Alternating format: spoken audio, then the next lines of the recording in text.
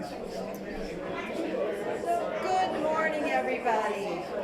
Good morning.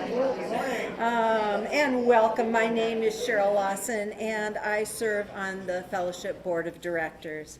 I want to thank you all for being here today and extend a special welcome to any visitors. If you would like more information about the fellowship, please visit the welcome table in the fireside room and sign our virtual guest book at uufames.org guest book. Whether joining us from home or here in the fellowship hall, we invite you to stay after the service for coffee and fellowship, where you can introduce yourself and join in conversation with kindred spirits. I have a couple of announcements here. I have a reminder that our Social Justice Circle meets at 11:15 today in room 3 and online, and any of you are welcome. Also, another announcement about next Sunday. We're looking ahead to the start of a new school year and restarting many other activities and groups after the summer break, with a service about the pleasures and perils of giving advice. The service will include a blessing of the backpacks, lunch bags, tote bags, purses, computer cases, etc. Bring your old or new bag that you'll be using this fall as a reminder, as we remember good advice for new beginnings. So on behalf of this caring, nurturing congregation, I welcome each and every one of you to this sacred space. Here we invite you into an experience of transformation and renewal and connection, which may inspire you to understand life in new ways. Thank you for joining us today.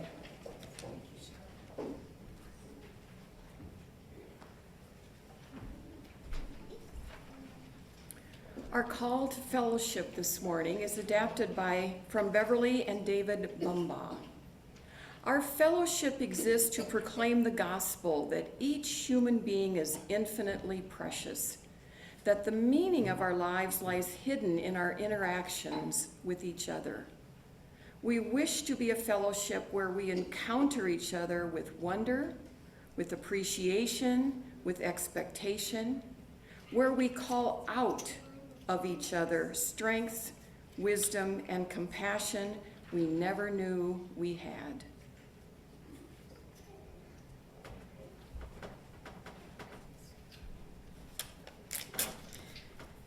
Thank you, Karen and Cheryl. Thank you to Amber and Elijah for music that we have heard and will hear today. Thank you to Titus and Sam for being on in our tech booth back there, and for Dan for running the clicker. It takes all of us to make today go. And thank you, Clara, for handing out string. More will be revealed. Please say these words together as we light our chalice. At the Unitarian Universalist Fellowship of Ames, we are growing spiritually, creating community, striving for justice, and learning to love. And now we'll stand as you are able, rise in body or spirit, to sing hymn number 1010 in our Teal Songbook, We Give Thanks. We'll sing it twice through.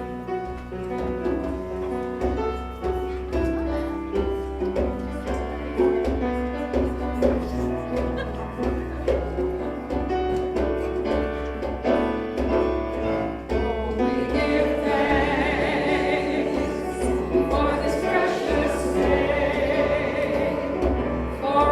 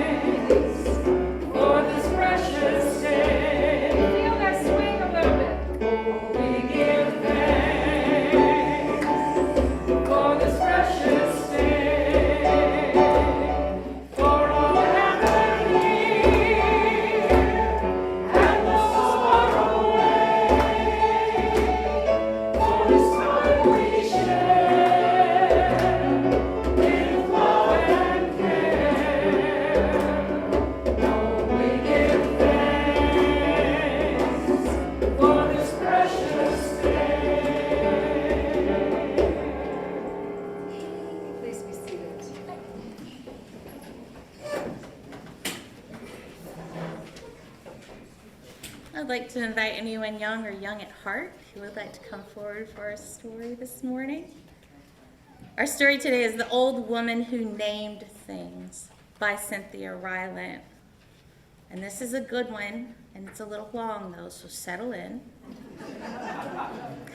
Once there was an old woman who loved to name things.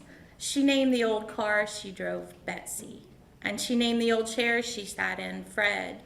She named the old bed she slept on Roxanne, and she named her old house Franklin.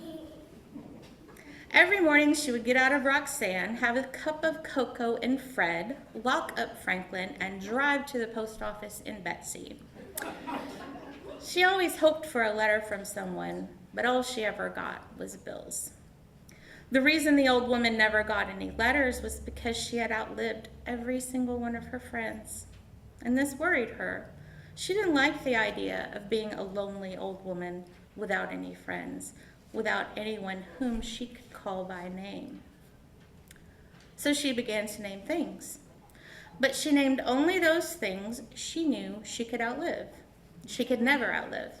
Her car, Betsy, had more get up and go than anything around. Her chair, Fred, had never sagged a day in his life. Not one creak or moan had she ever heard out of her old bed, Roxanne. And her house, Franklin, had been standing straight for over 100 years and still didn't look a day past 20. The old woman never worried about outliving any of them, and her days were happy. One day when the old woman was out soaping some mud off Betsy, telling her that Franklin wouldn't want to be seen with a car that didn't keep its bumpers a little cleaner, a shy brown puppy came to the old woman's gate. The old woman had not named the gate because 2 of its hinges had rusted off, and she could tell the gate was not long for this world. The shy brown puppy wagged its tail. It looked a little hungry. The old woman stood beside Betsy and watched the puppy for a while. She said. Then she walked into Franklin, got a chunk of ham from her refrigerator, and came back outside. The old woman gave the ham to the hungry puppy and told it to go home. She told it that Betsy always made puppies sick, and Fred never allowed puppies to sit on him, and Roxanne wasn't wide enough for a puppy and an old woman to fit on. And besides all this, Franklin couldn't tolerate dog hair. So the puppy went away. But the next day the puppy was back. The old woman was sitting in Fred reading a book on everlasting flowers when she saw the puppy through the window. "Go home," she called to the puppy. The puppy wagged its tail when it saw her. "Go home," she called again. But the puppy just kept wagging. The old woman noticed that it still looked a little hungry, so she went to her refrigerator. She gave the puppy a hunk of cheese and 2 biscuits. Then she told it to go home. The puppy went away. That night, as the old woman plumped up the pillows on Roxanne, she thought about the puppy. It was a very nice puppy, she thought. It was a very pretty puppy, she thought. But it couldn't stay. If it stayed, she would have to give it a name, and it could never last as long as Franklin or Fred or Roxanne or Betsy. She might outlive it, and she didn't want to risk that. She didn't want to outlive any more friends. She would just keep telling it to go home. Every day the shy brown puppy came to the old woman's gate. Every day she fed it and told it to go home. Always it went away, and always it came back the next day. This went on for many months. The puppy got bigger and bigger until soon it wasn't a puppy anymore. It was a dog. And it was still a dog with no name. And all this time, the old woman had gotten a new dresser that she had named Bill, a new wheelbarrow she had named Francine, and a new concrete pig for her garden that she had named Bud. But the dog she faithfully fed at her gate every day still had no name. And since it had no name, the old woman didn't have to worry about outliving it. And she thought herself pretty clever in this. Then one day the shy brown dog did not come to the old woman's house. She sat in Fred and watched the gate all day long, but the dog never came. The old woman felt sad. The next day, again, the dog did not come. The old woman drove Betsy around town looking for the dog, but she did not find it. The old woman felt even sadder. The following day, when still the dog did not come, the old woman knew she had to do something. She picked up her telephone and called the dog catcher. "Have you caught any shy brown dogs?" the old woman asked the dog catcher. "We've got a whole kennel full of shy brown dogs, ma'am," said the dog catcher. "Was yours wearing a collar with its name on it?" "No," said the old woman sadly, and she hung up the phone. The old woman sat and thought about the shy brown dog who had no collar with a name. Whoever it was, no one would know that it was supposed to come to the old woman's gate every day, that she was supposed to feed it and tell it to go home every day, that things were always supposed to be this way. The shy brown dog had no collar and no name, and no one would ever be able to know these things about him. The old woman made a decision. She locked up Franklin and drove Betsy to the dog catcher's kennel. She said to the dog catcher, "I've come to find my dog." He asked her what color it was. "It's brown," she said. He asked her how old it was. "About a year," she said. Then he asked her what its name was. The old woman thought a moment. She thought of all the old dear friends with names whom she had outlived. She saw their smiling faces and remembered their lovely names, and she thought how lucky she had been to have known these friends. She thought what a lucky old woman she was. "My dog's name is Lucky," she told the dog catcher. He led her to a big yard full of white dogs and black dogs and brown dogs. The old woman looked and looked and looked, and finally she saw her own shy brown dog sitting beside a gate. The dog was looking at Betsy, parked in the driveway. The old woman called out, "Here, Lucky!" And at the sound of her voice, the shy brown dog came running. From that day on, Lucky lived with the old woman, and he always came when his name was called. It turned out that Betsy didn't make all dogs sick, and Fred was happy to allow a dog to sit on him. And Franklin really didn't mind a little dog hair. And every night, Roxanne was sure to make herself plenty wide enough for a shy, brown, lucky dog and the old woman who named him.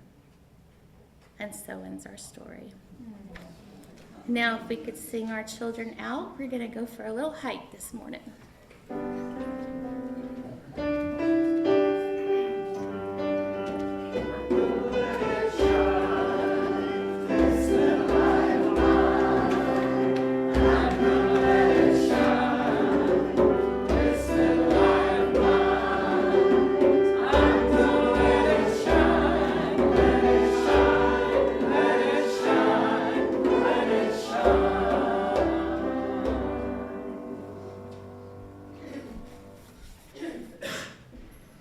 We will now give and receive the offering.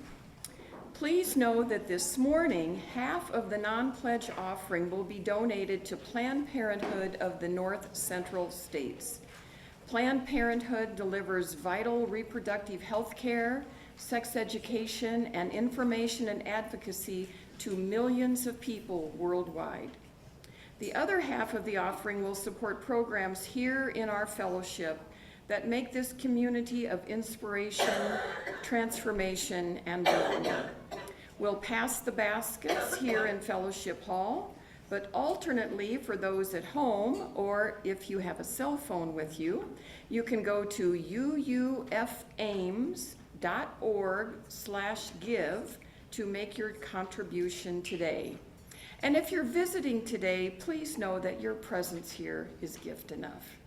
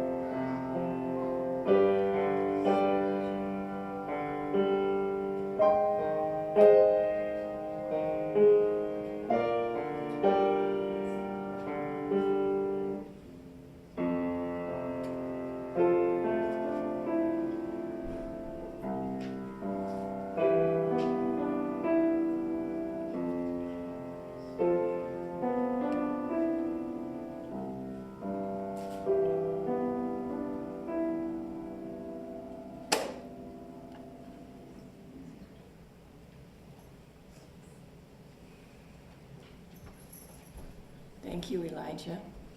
That was lovely. Author, moral philosopher, and environmental activist Kathleen Dean Morris writes, "Sorrow is part of the earth's great cycles, flowing into the night like cool air sinking down a river course. To feel sorrow is to float on the pulse of the earth, the surge from living to dying, from coming into being to ceasing to exist. Maybe this is why the earth has the power over time to wash sorrow into a deeper pool, cold and shadowed. And maybe this is why, even though sorrow never disappears, it can make a deeper connection to the currents of life, and so connect somehow to sources of wonder and solace."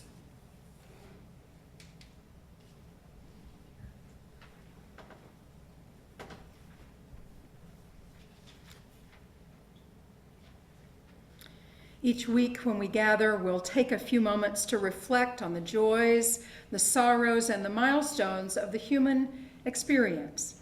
We do this so that we stay in touch with our own humanity. We do this to remind ourselves of the value of a moment of stillness. And we do this so that no one among us is alone, either in celebrating joy or in facing the burdens of life. This week, we especially extend our thoughts to Nancy Tepper, who was unable to be here today. Nancy, we know you're on Zoom with us. Her brother Michael had some scary moments in intensive care this week in West Virginia when his heart stopped. The medical team got him back. It was a tense week, but now he's home. So that is big, happy news, and we celebrate with you and your family, Nancy. Immediately after our service this morning, we'll hold a brief gathering in the Memorial Garden to place the memorial stones for Wilmer and Lotus Miller. Wilmer died in 2011 and Lotus in 2021, and their sons, Alan and Doug, are with us today. So those who wish to join us and share a brief memory may exit out this door over here, right into the Memorial Garden immediately after the service. Let's take a few moments of silence to recognize how our lives are connected one to another. And I invite you to speak into our shared space the names of those for whom you feel a special tenderness today.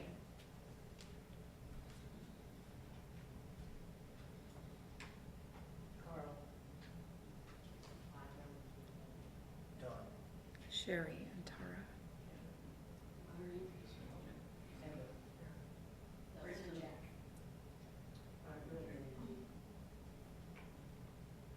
Cindy.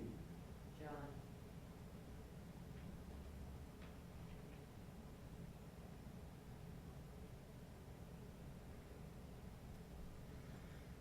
For all those names spoken and unspoken, and for all the speakers, our hearts are open.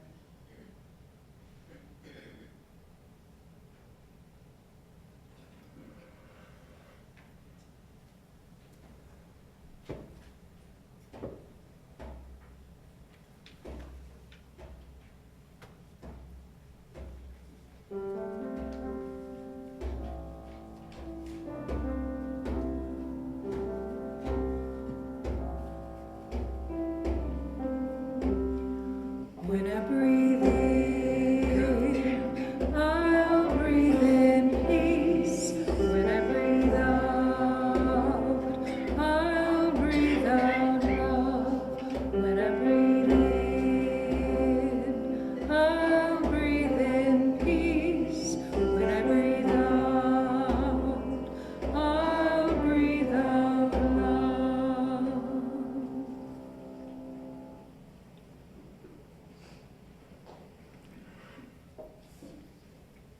It was a Wednesday evening, June the 5th of this year, when my husband Mike and my daughter Sophia and I were out to dinner to celebrate our anniversary. As we waited for our food, I got a call from a Texas number that I didn't recognize, but somehow I knew I should answer that call. It was James Perrin, Reverend Kent's husband. He needed to let me know that Reverend Kent had died after a battle with lung disease, and that Kent was concerned that his death would impact the start of our new ministry here. Kent's thoughts at the end of his life were for me as a colleague and for the health and strength of this congregation that he loved. I called Reverend AJ, who was at your family potluck that night, to let him know. And he shared with me that the fellowship had just experienced 2 other deaths of dearly beloveds, Bennett Sherman and Lisa Larson. Shortly after came the news that Irv Kloss was in hospice and then his death. And recently we learned of the death of Shirley Rawson, longtime member here at UUF Ames, and most recently a member of the Unitarian Universalist Fellowship of Northfield, Minnesota. These collective losses represent a blow to the fellowship and to many of us personally. I knew that I would want to do a service on grief and loss early in my time here, not to preempt a similar, somewhat annual service in the fall, but to bring to the surface now this collective love and legacy of those who now only live in our memories. Last week held the culmination of 3 weeks of mourning in the Jewish calendar, the commemoration of Tisha B'Av, the fast day commemorating a litany of historic Jewish losses. Now, as a side note, I want to tell you that I am not speaking today about Israel's current situation or the horrific loss of life in Gaza and the West Bank. So if you're waiting for that, that's not coming today. I will speak on that on other days.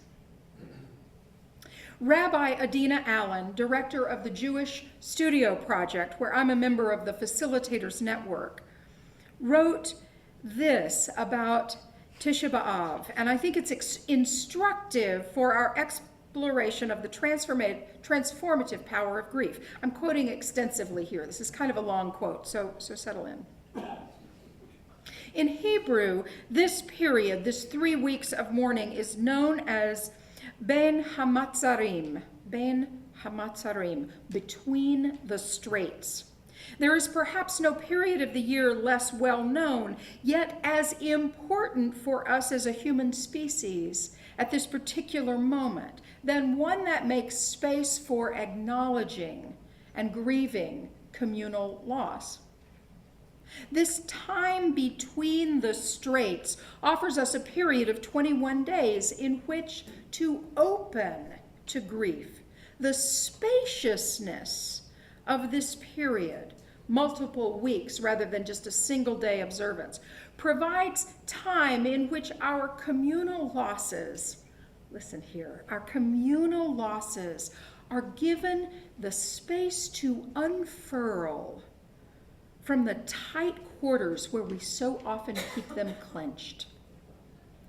With each day that we allow our grief to speak, to breathe, to be acknowledged, to be felt, our hard edges begin to soften as we let ourselves feel a sadness that for most of us is always present, somewhere under the surface, but is rarely given a chance to speak. She continues, the calendar is brilliant in it that it seems to understand that one day would not be enough to truly open into the work of grief. Instead, we build slowly, allowing ourselves to open the portal to mourning with tenderness and care so that we can see what resides within. Can you imagine giving yourself 21 days to contemplate what's been lost, what the many communities that you're a part of have suffered across time. What would you need to be able to truly enter into this portal? What do you imagine might emerge on the other side if you did? The historic reality that Tisha B'Av commemorates, the destruction of the temple, is important, and for some that remains the focal point. But over time, Tisha B'Av has become a doorway into all of our collective losses, connecting and collapsing each tragedy into one day of primal grief. On this day, all of the communal devastation that has transpired across time and space is aggregated and mourned at the same time. Mythic loss, ancestral loss, the ever-growing heap of collective losses of the present century and the last year and 5 minutes ago when you last checked the news. Tisha B'Av is an invitation to collective grief that transcends the particulars, any particulars. We live in an era in which losses seem to pile up without end. Species, people, paradigms, futures, languages. And yet in mainstream American culture, we aren't given language or practices for tending to or even acknowledging losses. Instead, our grief festers only to come out behind the closed door of therapy, or when we speak sharply to a spouse or a child or a dog, not knowing why we are so agitated and on edge. Without rituals and frameworks, we feel unhinged. Our grief silently gnaws at us like it's our own personal problem or psychosis that we need to solve.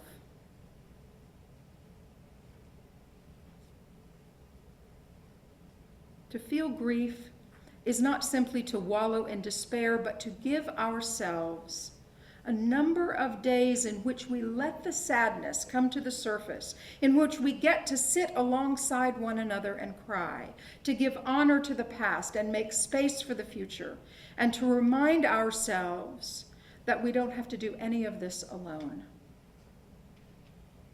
Close quote. You may know that there is an epidemic of loneliness and isolation in this country. 1 in 3 Americans report that they feel lonely at least once a week. Such a statistic makes me grateful to be part of a congregational community. It's not that we sometimes don't feel lonely in a congregation, but when we are connected here in memory and hope, in love and longing to each other and the wider world, our grief is lessened. I believe that. When it comes to grief, we heal best in community. Congregational life gives us the opportunity to express our sorrow, whether it's personal or collective, to share our vulnerabilities with those who, as Brené Brown says, have earned the right to hear our stories, and invite other people to be vulnerable with us. Here, we don't need to pretend to be okay if we're not. Here, we don't ask people to get over it or get on with it. Here, we allow space and time for communal grief to unfurl from the tight spaces where we so often keep it clenched. I once heard about congregational life. Sometimes you're the ocean, and sometimes you're held up by the ocean. Sometimes you're the ocean, and sometimes you're held up by the ocean. We hold each other up, and sometimes we get to and need to lie back and rest in the loving buoyancy of this community.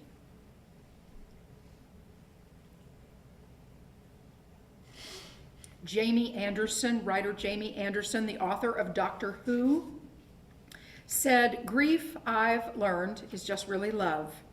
It's all the love you want to give, but cannot. All that unspent love gathers up at the corners of your eyes, the lump in your throat, and that hollow part in your chest. Grief is just love with no place to go." I'll say a word about ambiguous loss and grief as well. When we have loved ones who are navigating memory loss, dementia, Alzheimer's, when we have people in our lives who are estranged from us and we can't reach out, but it's not the same as the loss that's a death that is kind of a sanctioned loss that we know about. Loss, grief has a lot of tendrils and names and qualities.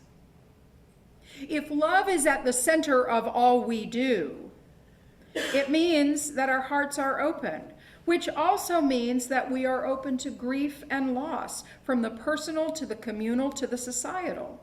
To love the planet, to love this country, a state, a community, is to experience grief and loss on a large scale. Psychotherapist and soul activist Francis Weller, in his beautiful book, The Wild Edge of Sorrow, says this: "Grief and love are sisters, woven together from the beginning. Their kinship reminds us that there is no love that does not contain loss, and no loss that is not a reminder of the love we carry for what we have once held close." In his book, The Wild Edge of Sorrow. By the way, I'm quoting a lot of things and I'm naming a lot of books and so on. In an upcoming newsletter, I'll share what am I reading and a link to that longer post that I did before. I don't see any of you fearfully quickly taking notes, academics that many of you are, but I will share those in an upcoming newsletter. To love is to lose, and to lose is to be reminded of our love and warm regard. It is what it means to be human. In every Disney story, I remember thinking this when my daughter was young, every Disney story starts with the death of someone, usually the mother. Oy. Usually the mother, because our young hero or heroine couldn't go on and do what they do if their mother were not out of the way. I took umbrage with that.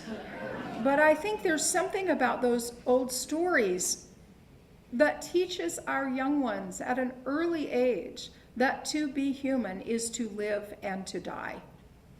We are never too young to get that message or too old. It is what it is to be human. 12th century poet Yehuda Halevi's words ring true today. "'Tis a fearful thing to love what death can touch. To love, to hope, to dream, and to lose. A thing for fools this, love, but a holy thing to love what death can touch." Love with nowhere to go. So our mental and physical and spiritual health and maturity call us to transformation. One way to transform grief and loss is by cultivating an appreciation of legacy. What do we mean by legacy? Well, it's more than just the memories you have of someone, but that's a piece of it. It's more about the values and the ethics and the inspiration we are left with. It's more about the eulogy than the obituary. Do you know what I mean when I say that? The eulogy is when someone tells what a person was in your life. The obituary mostly is a list of the things you've done. Impressive, perhaps, but a legacy is more about our eulogy than our obituary. Sometimes a legacy is financial, and I'll say that there's new energy in our endowment team about how we might be aware of and increase our legacy giving. You'll probably hear more about that. But more than that, it's the intangible gifts that we are left with when our beloved is no longer physically with us. From my granddad, I get a love of corny jokes. I'm aware that saying that opens me up to corny jokes. You know, Bob, I'm looking at you. I don't know if that's you or not. It might be. From Aunt Sadie, about whom you will hear more on Labor Day, I get a passion for justice. From my dear more than sister Pam, support and encouragement and more. Sometimes people write an ethical will to enumerate the values they cared about and what they want to leave behind. So it's good to cultivate an appreciation of what are the legacies these beloveds have left to us. In our children's story, the old woman saw the faces that she was lucky enough to know. She had a feeling of being lucky to have had people in her life. We can call those up and those values that they leave with us. Just a moment, Karen will give us some instructions for tying knots on a string that you got from Clara when you came in. And I'm going to go and see if I can, Dan may find the basket, and we'll see if anybody else needs a string. We'll have a little music in a moment, but we're going to get some instruction about these strings, and then I'll come and talk about this some more. Please. Does anyone still need one?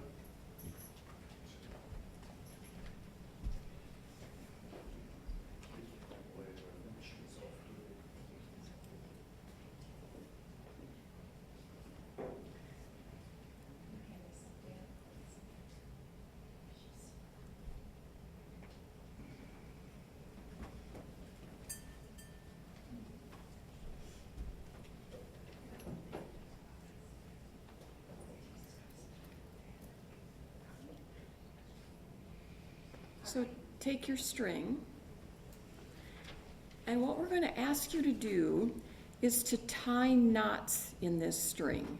If you're somebody who would maybe physically struggle with tying a knot, I'll bet you have a neighbor like Ginny that can help you tie a knot. Maybe you've got some arthritis, maybe you've got some nerve problems in your hand.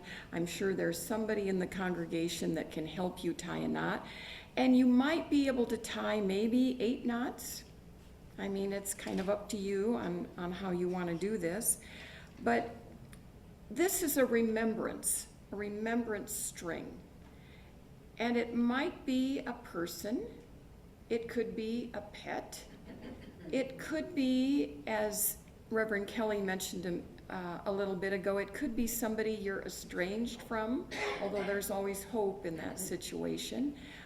Perhaps it's a house you lived in that was flooded or consumed with fire, or a place you lived that meant a tremendous amount to you. It could be something like that. It could be a special place that's no longer there for whatever reason.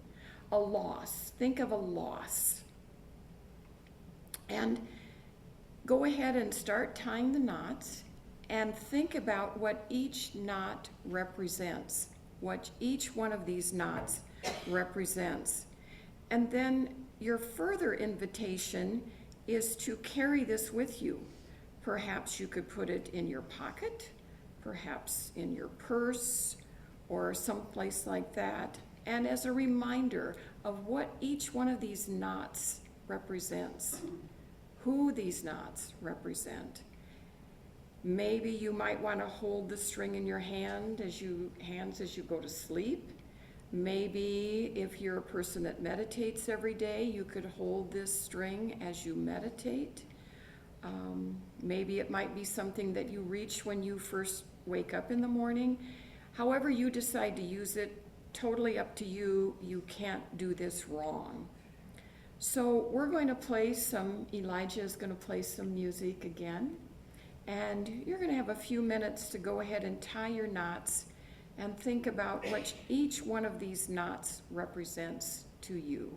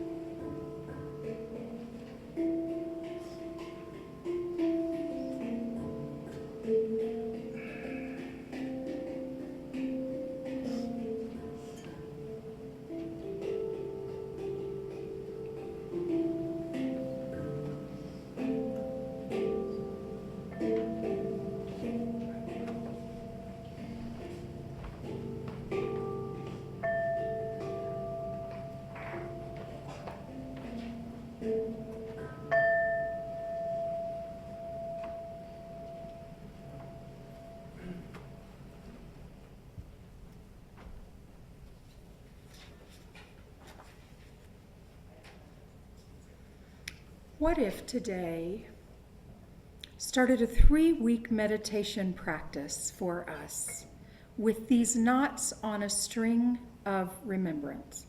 What might happen if we let our grief unfurl and cultivate an appreciation of the legacy of our beloveds? You want to try it with me? I think I'm going to do this for the next 3 weeks.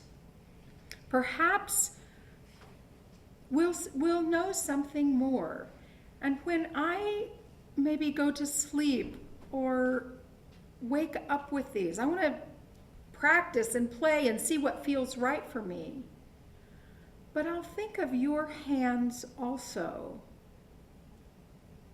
remembering your beloveds in this communal act of grief and loss and love, and cultivating and living into the legacy of our beloveds.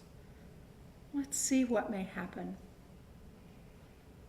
Perhaps the greatest legacy our experience of grief and loss gives us is the ability to eventually move beyond only grief. This poem by Rashani Rea calls us to this transformation. There is a brokenness out of which comes the unbroken, a shatteredness out of which blooms the unshatterable.